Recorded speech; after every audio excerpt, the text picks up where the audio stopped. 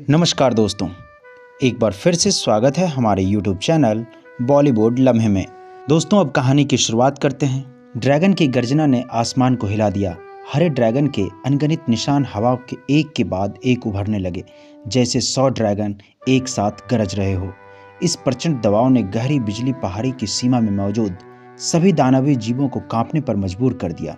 गहरी बिजली पहाड़ी पर मौजूद हर किसी की नजरें उस दुबले पतले युवा पर टिक गई, जिसके चारों ओर 100 हरे ड्रैगन के निशान घूम रहे थे।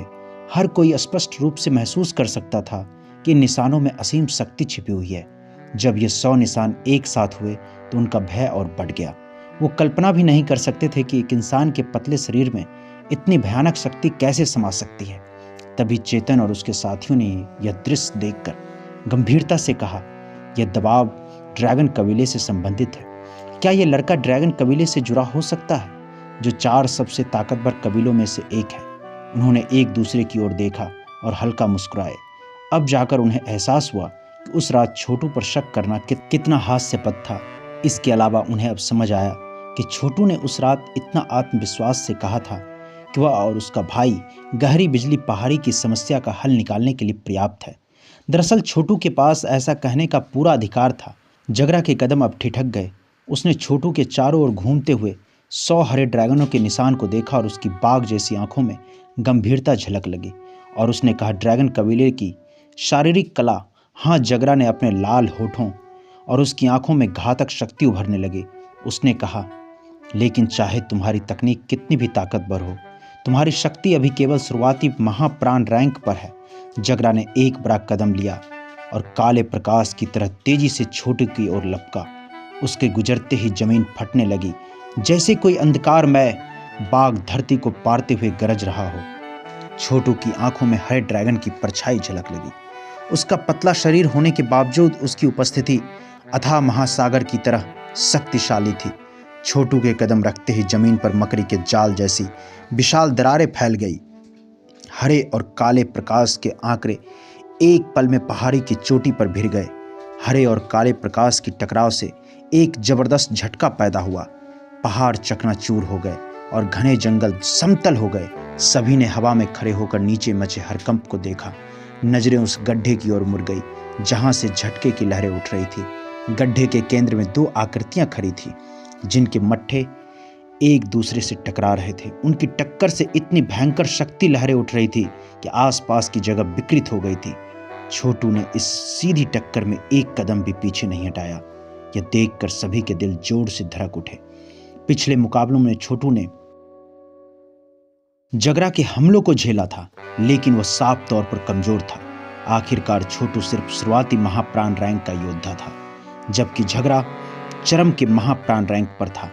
आम परिस्थितियों में महाप्राण रैंक के योद्धा का सीधा सामना झगड़ा से होता तो उसका शरीर खून की झाग में बदल जाता, लेकिन छोटू का शारीरिक बल कई भयानक स्तर तक पहुंच चुका था। झगड़ा ने ठंडी हंसी के साथ कहा, लड़के, तुम्हारे पास वाकई कुछ काबिलियत है। तो इस छोटू पर मुस्कुराया। उसकी आंखों में युद्ध की तीव्र इच्छा उभरने लगी। यह पहली बार था जब उसने इतने ताकतवर प्रतिद्वंदी का सामना किया था। छोटू के चारों ओर 100 हरे ड्रैगन के निशान घूमने लगे। उसने अपनी पूरी लड़ाई की इच्छा के साथ एक जोरदार घूंसा मारा और उसके चिल्लाते हुए कहा, ग्रीन ड्रैगन सील। उसके घूंसे से पूरी गहरी बिजली पहाड़ी कांप उठी। जगरा ने कुछ कदम पीछे हटते हुए अपनी पूरी शक्ति झोंक दी। उसकी मुट्ठी टाना मुंह ब्रह्मांड को समेटे हुए लग रहा था। बाघ गर्जा, ड्रैगन चीखा। दोनों की ताकत टकरा गई और पूरी धरती इस भयानक भिड़ंत से हिल उठी। लड़ाई देख रही कई आंखों में खौफ था। दोनों योद्धाओं के बीच का यह मुकाबला वो बेहद हिंसक स्तर पर पहुंच चुका था। शुरुआत में शायद किसी ने कल्पना भी नहीं की थी कि यह दुबला पतला सा दिखने वाला इंसान वास्तव में जानवर युद्ध मैदान के प्रसिद्ध दैत्य जनाब से इस हद तक मुकाबला कर पाएगा। चाहे लड़ाई जीत में समाप्त हो या हार में, छोटू का नाम इस लड़ाई के बाद पूरे जानवर युद्ध क्षेत्र में गूंजेगा। दूसरी तरफ एक लाल रंग का बाघ आसमान की ओर दहाड़ा। निंजा का शरीर रक्त लाल प्रकाश की तरह तेजी से आगे बढ़ा। उसने 10,000 फीट का बड़ा पत्थर उठाया और उसे हथियार की तरह इस्तेमाल करते हुए पागलपन से काली परछाई की ओर फेंक दिया। काली परछाई भी भयंकर, बहुत ही ज्यादा भयंकर थी। उसने घूंसे पर घूंसा मारकर उस विशाल पत्थरों को टुकड़े में तोड़ दिया, जिससे पत्थर के टुकड़े आसमान में उड़ने लगे। अगले ही पल दोनों आकृतियां एक बार फिर जोरदार तरीके से टकराई। अंतरिक्ष धुंधला हो गया। दोनों आकृतियां पीछे की ओर जा गिरी। इसके बाद दो पहाड़ पूरी तरह से बिखर गए। चारों ओर पत्थर के टुकड़े फैल गए। लेकिन इससे पहले कि कोई प्रतिक्रिया कर पाता, दोनों योद्धा फिर से एक दूसरे से भिड़ गए। दूसरी ओर आसमान के एक और कोने में लड़ाई उतनी ही तीव्र थी, लेकिन किसाई हो रही थी। वह जिस कठपुतली से लड़ रहा था वह उसके हमलों से बिल्कुल भी प्रभावित नहीं हो रही थी। चाहे किसान सा नहीं ताकतवर क्यों ना हो, कठपुतली के शरीर पर कोई नुकसान नजर नहीं आया। उसके हमले पूरी तरह से बेकार हो रहे थे, लेकिन उसे कठपुतली के जवाबी हमलों से बचने के लिए अपनी पूरी ताकत लगानी पड़ रही थी। हालांकि यह हमले उसे गंभीर चोटों तो नहीं पहुंचा रहे थे, लेकिन इस लड़ाई ने उसे बुरी तरह उलझा दिया। यह बर्बादी है, किंसा ने झुंझलाकर कहता है, अपने हमलों को और तेज कर दिया। लेकिन कठपुतली पूरी तरह से अडिग रही। वो तेजी से हर बार सहती और पलटवार करती रही कि आंखों में बेचैनी बढ़ने लगी। जब उसने नीचे की भयंकर लड़ाई पर नजर डाली तो उसने धीरे से कहा, यह कठपुतली अजीब है। मुझे उम्मीद है कि जगरा जल्दी ही उस छोटू लड़के को खत्म कर देगा। उसे अब इस बात का पछतावा हो रहा था, उसने इस झमेले में हस्तक्षेप करने का फैसला क्यों किया। छोटू जो अचानक प्रकट हुआ था साधारण व्यक्ति नहीं था। आंखों में लड़ाई की तीव्र इच्छा जल रही थी। उसका शरीर बिजली की तरह आगे बढ़ा और उसके दोनों मुक्के जोर से हमला करने के लिए उठे। हर मुक्का 100 ड्रैगन निशानों की शक्ति से भरा था। अपनी शक्ति बढ़ने और हरिया युद्ध कला में निपुणता के साथ छोटू द्वारा बनाए गए हरे ड्रैगन निशान पहले से अधिक सघन हो गए थे। अब यह निशान हर हमले के साथ गायब नहीं होते। जब तक उसके पास शक्ति होती, उसके हमले 100 हरे ड्रैगन निशानों के स्तर पर बने रहते। कई आंखें उन दो आकृतियों पर टिकी थी जो पीछे की ओर फिसल गई थी। इस समय छोटू और जगरा के कपड़े फट चुके थे। उनके मजबूत शरीर खून से लथपथ और उनकी सांसें तेज चल रही थी। जगरा ने अपने खून से सने हाथ को देखते हुए कहा, तुम में वाकई दम है। छोटू ने भी उतने ही भयंकर अंदाज में मुस्कुराया। फिर जगरा ने पूछा, तुम जानते हो कि मैं अंधकार बाग कबीले से हूं? ना, छोटू ने आंख कर ली। उसने कहा, तो इससे क्या? झगड़ा की लाल आंखें और गहरी हो गई। उसने अपनी जगह छोड़ते हुए काले प्रकाश की लहरें छोड़ी। हर कोई देख रहा था कि उसका शरीर तेजी से विशाल होता जा रहा था। उसके शरीर पर काले बाघ के मोटे मोटे बाल उभर आए। उसकी पीठ से बड़े बड़े हड्डी के कांटे बाहर निकल आए। कुछ ही पलों में गहरी बिजली पहाड़ी पर 10,000 फीट लंबा एक विशालकाय बाघ खड़ा था।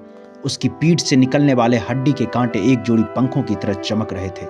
तभी झगड़ा ने चिल्लाते हुए कहा, अंधकार बाघ कबीले की अंतिम युद्ध रूप अंधकार आसमानी बाघ, शरीर 10,000 फीट लंबा विशाल बाघ आसमान की ओर जोरदार दहाड़ता है।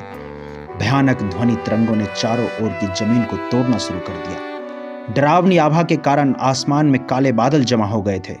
यह विशाल बाघ मानो दुनिया का विनाशक लग रहा था। उसकी लाल आंखों में खतरनाक हत्यारा इरादा चमक रहा था। आसपास के आकाश में तैर रहे कई लोग तुरंत पीछे हट गए। इस स्तर की लड़ाई में फंसने का मतलब निश्चित ही मौत था। पीछे हटते हुए कई लोगों के चेहरे पर हैरानी के भाव थे। उन्होंने कहा, इसने वाकई झगड़ों को इस हद तक धकेल दिया है। झगड़ा अंधकार बाघ कबीले से था। उसकी लड़ाई की ताकत बेहद अद्भुत थी। यह अंतिम युद्ध रूप आमतौर पर केवल दैत्य जनाब स्तर के विरोधी से निपटने के लिए इस्तेमाल किया जाता था। लेकिन कुछ लोगों ने दूर खड़े दुबले पतले शख्स की ओर देखा। झगड़ा के 100 गज फीट लंबे शरीर के सामने वह बेहद छोटा लग रहा था, लेकिन अब कोई उसे हल्के में लेने की हिम्मत नहीं कर सकता था। यहां तक कि खुद झगड़ा भी ऐसा नहीं कर रहा था। उनकी आंखों के सामने हो रही लड़ाई जानवर युद्ध मैदान से भी दुर्लभ था। आकाश विनाशक लाश से जू रहे किंसा ने लड़ाई पर नजर डाली। उन आंखें गंभीर और चौंक गई। वे दूर खड़े छोटू को देखते हुए बोले, उसने तो अंधकार आसमानी बाघ शरीर भी निकाल लिया। यह लड़का क्या वाकई इतना ताकतवर है? यह तो अजीब है। किंसी फांडी के बीच अक्सर संघर्ष होते रहते थे। वह भी पहले झगड़ा से टकरा चुका था, इसीलिए वह जानता था कि अंधकार आसमानी बाघ के शरीर का उपयोग करने के बाद झगड़ा कितना शक्तिशाली हो जाता है। पूरे जानवर युद्ध मैदान में कुछ ही लोग थे जो इस तकनीक का इस्तेमाल करने पर मजबूर कर सकते थे। तभी किसान ने धीरे से कहा, आखिर ये लड़का आया कहां से? इसके पास इतनी शक्तिशाली ड्रैगन कबीले की शारीरिक कला है और साथ ही एक कठपुतली जो इतनी कठिनाई से निपटा जा सकती है। किंसा की आंखों में पछतावा दिखा। उसने ये मानकर हस्तक्षेप किया था उन्हें केवल निंजा से निपटना है। कौन सोच सकता था कि छोटू जैसा खतरनाक व्यक्ति अचानक से सामने आ जाएगा। छोटू ने अपना सिर उठाया और विशाल भयंकर जानवर की ओर देखा जो एक पहाड़ को कुचलने में सक्षम था। उसे उसके शरीर से बेहद खतरनाक आभा महसूस हो रही थी। यह स्पष्ट था कि जगरा ने अपनी लड़ाई की ताकत सीमा तक बढ़ा दी थी। दैत्य जनाब सच में अपनी प्रतिष्ठा के लायक था। विशाल बाघ ने अपना सिर झुकाया और अपनी रक्त लाल आंखों छोटू को घूरा। कहा, ध्रुव, इस जनाब के अंधकार आसमानी बाघ शरीर के हाथों मरना तुम्हारे लिए सम्मान की बात है। अगले ही पल उसने अपना मुंह खोला और एक डरावनी शक्ति तरंग इकट्ठे होने लगी। इसके बाद एक गरीब प्रकाश तुरंत छोड़ी गई। वह गरीब प्रकाश किरण खाली जगह को भेदती हुई निकल गई। सभी ने बस आकाश में एक गरीब प्रकाश चमकते देखा। उसके बाद एक विनाशकारी शक्ति वाली किरण निर्दयता से छोटू के शरीर पर प्रहार कर गई। इसी बीच एक गहरा धमाका हुआ। जमीन तुरंत बिखर गई। दुबला पतला सख्त पीछे की ओर उड़ गया। रास्ते में कई पहाड़ चकनाचूर हो गए। वह 10वें पहाड़ से टकराने के बाद ही रुका। सभी ने उन पहाड़ों की कतार की ओर देखा जो बिखर गए थे। उनके सिर मानो फटने वाले थे। उन्होंने कहा, अंधकार आसमानी बाघ शरीर के बाद जगरा की शक्ति ऐसी हो गई है। पिछले हमले से कोई साधारण महाप्राण रैंक योद्धा तुरंत गंभीर रूप से घायल हो सकता था और लड़ने की क्षमता खो बैठता। पता नहीं ध्रुव अभी भी जिंदा है या नहीं। सभी की निगाहें एक पहाड़ के खंडर पर टिक गई। कुछ पल के बाद उसने देखा कि मलबे से एक हाथ निकला। उसके पास के पत्थरों को हटाया। एक टूटी फूटी हालत में छोटू बाहर आया। छोटू ने कई स्तब्ध आंखों से सामने अपना सिर उठाया। उसके मुंह के कोने पर खून था। उसके कंधे पर एक मानव सिर के आकार का लाल कढ़ाई तैर रहा था। कढ़ाई पर एक मुट्ठी के आकार की खरोंच थी। तभी कुछ लोग लाल कढ़ाई की ओर देखते हुए बोले, उसने उस जानलेवा हमले को रोकने के लिए उस कढ़ाई का इस्तेमाल किया होगा। लेकिन यह उतना अजय नहीं जितना सोचा था। छोटू की काली आंखें अचानक गंभीर हो गई। उसका शरीर तेजी से हरकत में आया और वह किसी भूत की तरह आगे बढ़ा। उसकी मुट्ठी कसते ही बिजली राजा की छड़ी फिर से प्रकट हो गई। आसमान में गरगरा बादल उमड़ा पड़े। बिजली राजा की छड़ी पर बिजली चमकी और उसके सिरे से 9 बिजली के ड्रैगन जैसे जाग उठे। वो तेजी से आगे बढ़े और विशाल धूसर बाघ पर बेरहमी से हमला कर दिया। बिजली के ड्रैगन फट गए। बिजली जगरा के विशाल शरीर पर नाच उठी, लेकिन वह अजीब धूसर परत को तोड़ नहीं पाई जो उसके शरीर पर कवच की तरह लिपटी हुई थी। जगरा के विशाल मुंह से उपहास भरी हंसी गूंज उठी। उसने कहा, तुम सोचते हो कि इस जनाब के अंधकार कवच को इस मामूली हमले से तोड़ दोगे? फिर उसकी बाघ जैसी आंखें ठंडी हो गई और एक और काली रोशनी तेजी से निकलकर छोटू पर हमला करने लगी। छोटू ने खतरा भांपते ही पीछे हटना शुरू कर दिया। ज्वाला कढ़ाई को तुरंत अपने सामने बड़ा कर लिया जगरा। यह हमला वास्तव में बहुत शक्तिशाली था। छोटू ने अपने इसे शरीर पर झेलने की हिम्मत नहीं की। एक धातु जैसी आवाज गूंजी। ज्वाला कढ़ाई जोर से पीछे की ओर जा गिरी। उसकी सतह पर एक और डेंट उभर आया जिसे देखकर छोटू की आंखें सिकुड़ गई। उसे अच्छी तरह पता था इस कढ़ाई की सुरक्षा कितनी मजबूत थी। उस पर निशान बनाना कोई आसान काम नहीं था। छोटू ने बिजली राजा की छड़ी को कसकर पकड़ लिया और अपनी एड़ियों से ज्वाला कढ़ाई को धक्का देकर उछाला। एक झटके में वह जगरा के ऊपर जा पहुंचा। उसके हाथ में बिजली राजा की छड़ी एक शक्तिशाली साय में बदल गई। उसने जगरा के विशाल शरीर पर आंधी की तरह प्रहार किया। हरे रंग की ड्रैगन रोशनी के हर साय के चारों ओर लिपटी हुई थी। यह हमले बेहद खतरनाक थे। जगरा के विशाल शरीर पर चिंगारियां उछल पड़ी, लेकिन उसकी धूसर कवच जैसी परत टस से मस नहीं हुई। ऐसा लग रहा था मानो यह दुनिया की सबसे मजबूत रक्षा हो। हाँ, अभी तुम किसी जोकर जैसे लग रहे हो, जगरा ने जोर से हंसते हुए कहा। उसकी पीठ पर हड्डी के पंख इतने तेज थे कि वह हवा में चीरकर छोटू की ओर तेजी से लपके।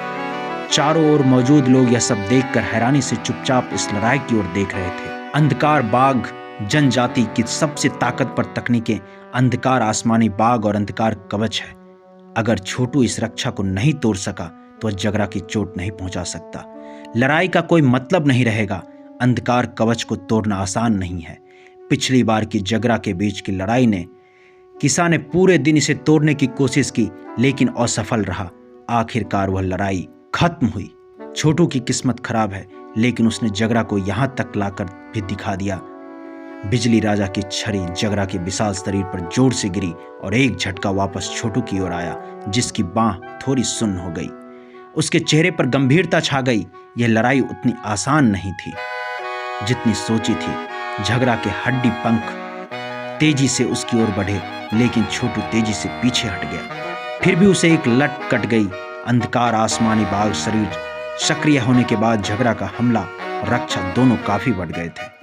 आगे की कहानी अगले एपिसोड में। धन्यवाद।